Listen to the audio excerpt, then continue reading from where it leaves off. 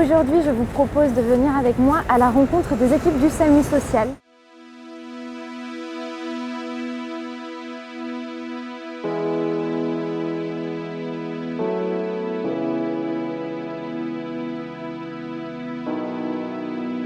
Il est à peu près 22h et c'est le début de la maraude avec toute l'équipe du SAMU social. L'objectif des maraudes, c'est de partir à la rencontre de ces gens que vous voyez peut-être le jour et qui dorment dehors la nuit. L'occasion de découvrir ce monde que l'on connaît que trop peu.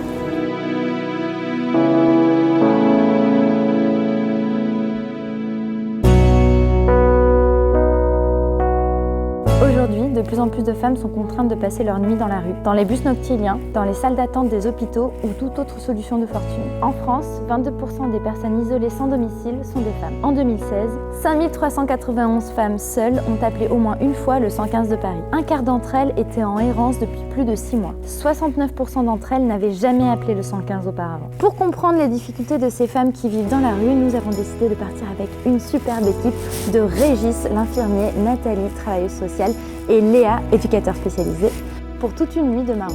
On a perdu la dame. Ils l'ont trouvée, elle était sous un abri de bus.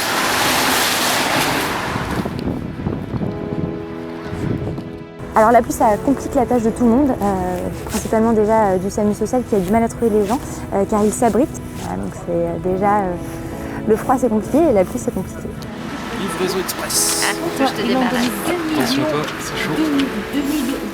Est-ce que c'est elle qui a appelé le 115 ou c'est quelqu'un d'extérieur qui a appelé le 115? Alors c'est les gens en fait de l'hôpital vers lequel elle était installée qui ont appelé pour qu'une équipe vienne la voir parce qu'ils voulaient pas qu'elle reste sur place. Et effectivement du coup elle se retrouve dehors et là a priori on n'a plus de solution à lui proposer pour cette nuit, donc elle va rester dehors. Le gros problème des femmes dans la rue, c'est d'être seules.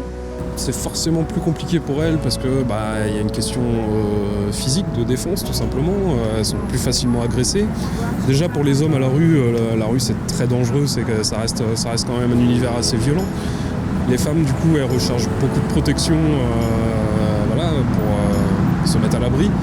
On n'a pas vraiment de solution à leur apporter malheureusement et c'est compliqué pour elles. C'est ce qui manque. Ouais.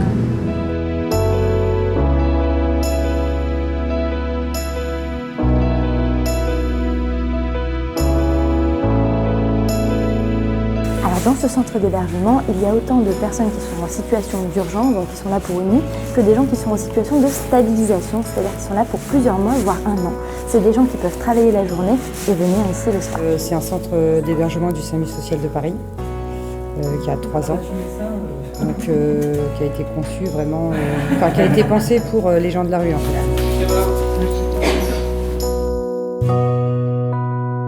La conscience, elle passe par là, de regarder un peu ce qui se passe autour de soi et d'arrêter de se regarder soi-même.